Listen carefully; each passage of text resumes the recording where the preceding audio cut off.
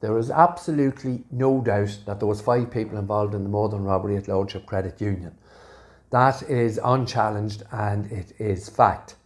So I think we would have to assume that those 5 people that were involved in the murder and robbery would have had a network of communications with each other in the hours, days and indeed the weeks leading up to the murder and robbery at the Lordship Credit Union. And you can see there that web I'm showing on the screen, and you would assume that at the very least those 5 would be connected. And we do know that on Garda Síochána at the highest level, right up to Garda Commissioner, have said that there are other people involved on the periphery who helped and give comfort to these 5 gang members. So therefore, we should be able to show, if you are the prosecution and on Garda Síochána, some form of relevant communication between 6, 7, 8 and possibly 9 people in the gang that committed the murder and robbery at Lordship Credit Union. And the facts, the evidence and the detail shows clearly on Garda Síochána and the prosecution cannot do that. Despite their attempts with their theatre and the CCJ during the course of Aaron's trial to create a fictional gang, some of which I've shown you previously, how to try to create a gang that simply does not exist. There are 5 people who are involved and was there at the murder and robbery at Lordship Credit Union. Aaron Brady was not one of them. And we're going to look into a little bit more detail now of how the aesthetics of the gang was portrayed in the media and in the courtroom to give the false belief that there was in some way a gang linked to Aaron Brady. And we're just going to look at a couple of, again, newspaper articles, and this reflects very much so how the case was portrayed by the prosecution during the course of the trial. And the 2 articles we're looking at there is 2 runaway suspects wanted over murder of Detective Guard Adrian Donoghue making millions in America. And that was by John Kearns, and that's as recent as May 2021. And the second article you're looking at there from Ali Bracken, who I believe is a senior investigative journalist in the Belfast Telegraph and the Irish Independent. And this is interesting for a number of reasons. 2 of the 5-man gang suspected of killing Guard Adrian Donoghue flew back to Ireland to put pressure on people in their community not to cooperate with Gardaí. 2 brothers from Crossmaglen, County Armagh, are suspected of being part of a 5-man gang who shot Garda Donoghue during the botched credit union robbery in Belurgan, County Louth in 2013. So what I'm going to focus on in this quick video is the 2 brothers. We've seen it, the brothers in Boston. There's endless amount of headlines in relation to the brothers in Boston. And during the course of the theatre, and this was predominantly senior counsel for the prosecution, Mr. Brendan Graham, named the 2 brothers on numerous occasions. And during the course of October, November, December in 2019, I would say Brendan Graham named these 2 people, their names was mentioned more than Aaron's during the course of a good deal of that time up until November, December, as I say, 2019. And then what happened was one of those brothers' CCTV footage that we obtained from the disclosure shows that young man in the shop in Belurgan shortly before the murder and robbery in his casual gear, white trainers, I think cream tracksuit bottoms and a top. He leaves Belurgan, goes back to his house 2 or 3 kilometres up the road. CCTV footage confirms that.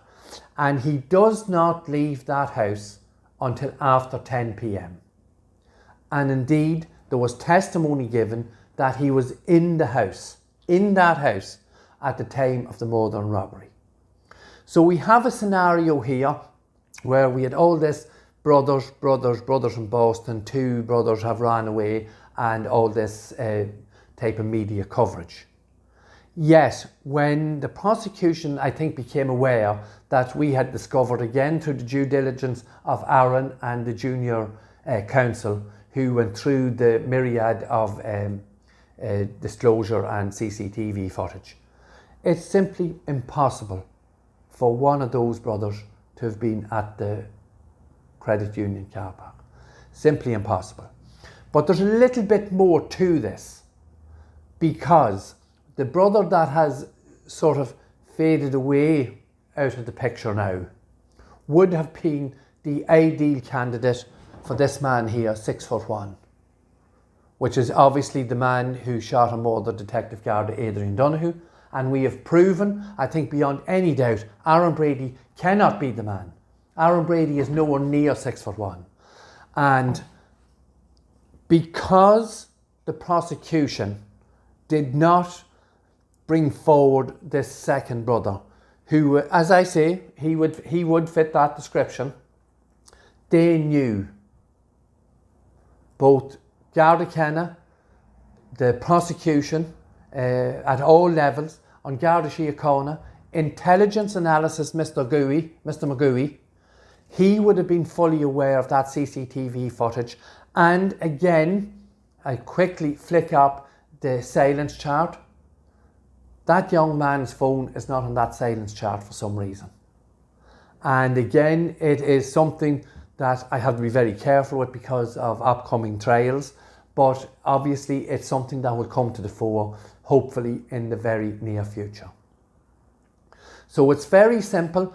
We have a senior counsel, Brendan Graham, as he did with the older gentleman, and pointed at him in court and said he was part of the logistical team behind the gang. A man who wasn't even in contact with anyone in the gang. Complete and utter nonsense, and Brendan Graham knew that, as would Garda Kenna and Mr. McGooey. They would have been fully aware of that. So the point I really want to point out here today is that that young man has been again airbrushed. We are now 10 years, we're into the 10th year since the murder and robbery. And obviously, if there was any evidence against with this one man, I'm just picking on this person at this moment in time, one of the brothers from Boston. Why? What is the issue? The issue is it's impossible. He could not have been in the car park. And you, the Irish public, have been fed a lot of this here, what you see on the screen. And here we have senior investigative journalists. As I say, some of this, the Ali Bracken one there, actually goes back to 2018. I think it's time the likes of Miss Bracken would question what's happening here. 4 years. 4 years, and the two brothers have not been brought in to be questioned. There's something seriously wrong, because again, it's the fly in the ointment, because we investigated, because we dug deep, because we went to seek the truth. They can't move forward with creating and extending the fairy tale story into Narnia. So it's very, very simple. Aaron Brady was not a part of any gang that was involved in the murder and robbery at Lordship Credit Union. The facts show it clearly. The details show it clearly. What we have shown you tells you, the Irish public, that the prosecution and Garda Síochána and those involved in investigations in Aaron's case put together a false narrative and manipulated details and evidence to create a story that simply does not exist. And these people have created, I think, what can be seen as one of the greatest miscarriages of justice in the Irish legal system. And I think this proves it, and I ask the journalists again, just ask the questions. And if you're not getting the answers that make sense or are credible, let the Irish people know. Or if you do ask the questions and you do get a credible answer, let the Irish people know. It's as simple as that. So once again, I say to you, Aaron Brady cannot be the man who shot and murdered Garda Adrian Donoghue, and Aaron Brady was not in the car park the night Detective Garda Adrian Donoghue lost his life. Once again, thank you for watching. Please like, comment and share. We're having issues with our sites being shadowed and attacked because obviously someone is unhappy with what we're saying, and please, I will ask again, if you have a mind set to do so, please contact your local representative and just ask them to have a look at Aaron's case and see if we can generate a little bit of concern from the Irish public and from legal representatives and public representatives that this is a serious miscarriage of justice, and the person who shot and murdered Garda Adrian Donoghue is still walking free. Once again, thank you for watching, and we'll see you again in the next video. Thank you.